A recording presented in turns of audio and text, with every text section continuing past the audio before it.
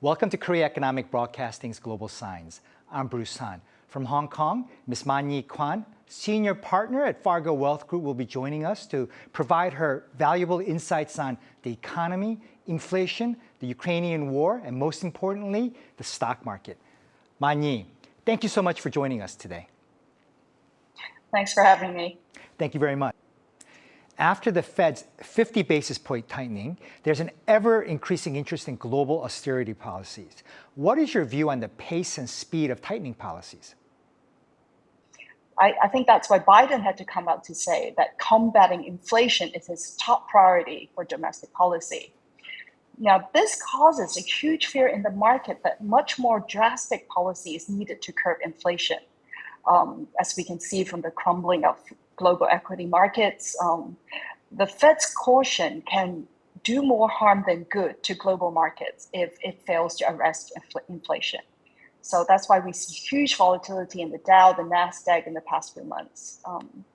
Unfortunately, I don't think we can get through this inflationary cycle without quite a bit. Now, Man-Yi, the war in Ukraine has entered a protracted phase. When do you think financial markets can recover from the war's aftermath? Now, okay, let's take a look at which asset has performed tremendously well since the war started. It has been the US dollar. So, of course, the war is just one of the factors leading to the US dollar strength. But this actually means that on a relative basis, the US will probably have the best cushion to stomach the inflationary pressures. Okay. Some of the biggest contributors to global inflation has been food shortage, high fuel prices, both exacerbated by the war. Now, net importers of these resources will be the most vulnerable, including countries in Europe, Japan, and China. They're all suffering from double whammy of a falling currency and higher prices. On the other hand, though, oil producers, fertilizer producers, arms producers have risen through the roof since the war. I believe the war came at a time when we're most vulnerable to these rising prices, as the pandemic has put a dent in supply, so which drives prices even further. I hate to sound pessimistic, but I don't think we'll see things back to pre-Ukraine phase anytime soon. Now, Man-Yi, let's take a look at the international foreign exchange market. The yen is at historical lows and the dollar index is near historical highs. What is your forecast on foreign exchange? While I was preparing for this interview, I just saw a headline on Bloomberg that says it will be difficult to fade the US dollar rally now. This pretty much sums up, my forecast on the foreign exchange now. This, of course, I think it happens every few years when we move from one financial crisis to another.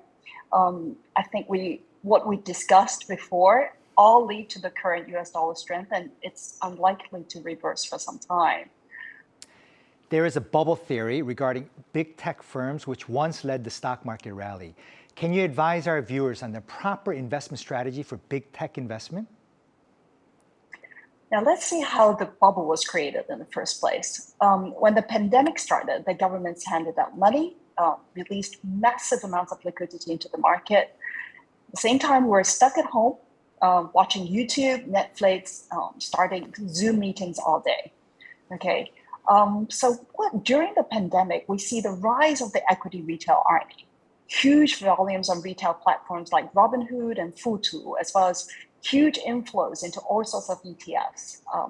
Star fund managers like ARK Investments' Kathy Woods got huge following, a lot of YouTube videos created about how to create wealth on the stock market.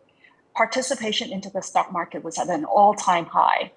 So at the same time, the tech giants saw a leap in business during that time. Hence, they managed to announce stellar results. So analysts will say that their high valuations are all justified.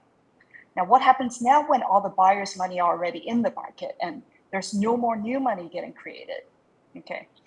They start selling or redeeming funds. So you get both the retail investors and institutions competing to sell in a shrinking market, causing this negative spiral.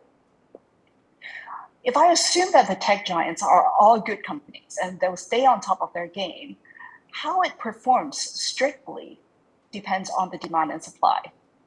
I believe we have to see much lower retail participation and other catalysts for their growth before the declining trend will reverse. Of course, there can be the occasional company which can report impressive results and reverse the trend earlier, but at the moment, I'll bet very conservatively, as all macro factors are playing against them. Now, currently, the world is preparing to enter the endemic phase. The term untact describes doing things without direct contact with others. What is your view on so-called untact-related stocks that received a lot of attention during the pandemic? I think we spoke about this in our last interview, in that we believe we've seen the peak of the growth of these companies. Okay, take Zoom, for example. It has fallen more than 80% from its peak. We adopted Zoom starting with the pandemic.